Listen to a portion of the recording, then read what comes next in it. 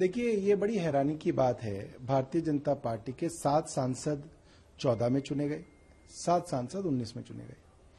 आज 10 साल हो गए, भारतीय जनता पार्टी के 7 सांसद दिल्ली के ऊपर काबिज थे।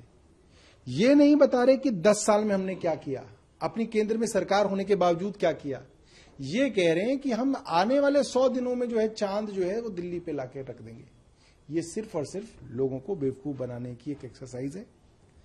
जब जब दिल्ली को जरूरत पड़ी, भारतीय जनता पार्टी के सांसद दिल्ली वालों के साथ नहीं खड़े हुए।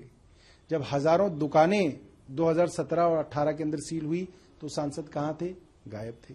दिल्ली में रोज मर्डर हो रहे हैं, बलात्कार हो रहे हैं, चेन स्नैचिंग हो रही है, ड्रग्स हो रहा है।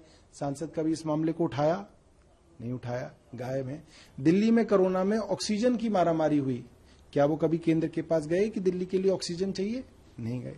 आज दिल्ली का पानी हरियाणा हर गर्मियों में रोकता है, क्या कभी उन्होंने हरियाणा मुख्यमंत्री से इसके विषय में बात की? नहीं की। दिल्ली के अंदर पिछले 1.5 साल में करीब 3 लाख गरीब लोगों को बेघर कर दिया, डीडीए ने, एएसआई ने, रेलवे ने। क्या कभी इनमें से कोई एक सांसद उन झुग्गी वालों के साथ खड़ा हुआ, उस बुलडोजर के सामने खड़ा हुआ कि हम नहीं होने देंगे? नहीं। ट्रैफिक पुलिस तो थी इनके पास, इन्होंने क्यों नहीं ट्रैफिक के अंदर कोई सुधार किया पिछले 10 साल के अंदर? आज वो बातें कर रहे हैं कि दिल्ली वालों को बेवकूफ बना रहे हैं। हमने कुछ सवाल पूछे हैं भारतीय जनता पार्टी से, वो बताए कि इन मामलों में जब दिल्ली वालों को इनके सांसदों की जरूरत थी तो उन्होंने क्या किया। एक दूसरा मुद्दा है सत्येंद्र जैन जो मनी लॉन्ड्रिंग केस में उनकी जमानत याचिका खारिज हो गई, उन्हें फिर से सरेंडर करने को कहा गया। देखिए, ये पीएमएलए का कानून काला कानून है। ये ऑर्गेनाइज्ड ड्रग कार्टल्स के लिए,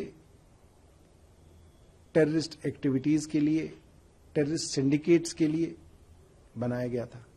आज इसको राजनीतिक लोगों के ऊपर लगाया जाता, तो इसमें बेल के प्रोविजंस इतने सख्त हैं कि इसमें बेल मिलना लगभग नामुमकिन है। और मुझे लगता है कि यही कारण है कि इसके नाम से डरा डरा के अपोजिशन पार्टी के नेताओं को भारतीय जनता पार्टी में शामिल कराया जाता है।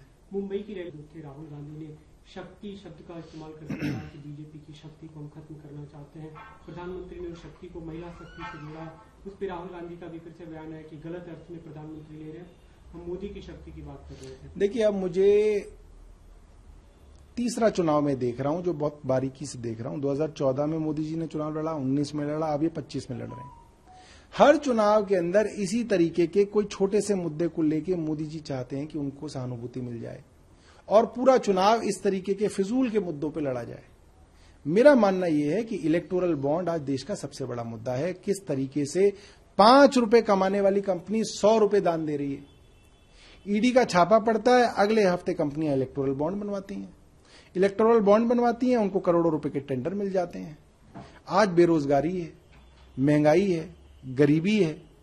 इन सब मामलों को दूर करके इस तरीके के मामलों को लाने की कोशिश की जाएगी, मगर हमें इस पे भटकना नहीं चाहिए। इलेक्टोरल बॉन्ड की आपने बात की, सुप्रीम कोर्ट ने फिर इस पे कहा है कि कुछ छुपाए ना, खासतौर पे जो अल्फा न्यूमेरिक जो नंबर्स हैं वो जारी किए जाए कि किस पार्टी को कितना देना। आज अगर एसबीआई के पास कोई गैरतमंद अफसर होता तो वो अपने पद से इस्तीफा दे देता। आज सुप्रीम कोर्ट ने एसबीआई को पूरे देश के सामने शर्मसार कर दिया। बार बार ऑर्डर देके भी एसबीआई इंफॉर्मेशन को छुपाने की कोशिश कर रही है। क्यों कर रही है? किसको बचाना चाहती है? भारतीय जनता पार्टी क्या छुपाना चाहती है? केंद्र सरकार को क्यों इतना डर लग रहा है? ये बात जो है कुछ दिनों के अंदर साफ हो जाएगी। बल्कि मैं भारतीय जनता पार्टी को ये कहूंगा, आप अपनी वेबसाइट पे क्यों नहीं डालते हैं कि आपको किस किसने चंदा दिया है?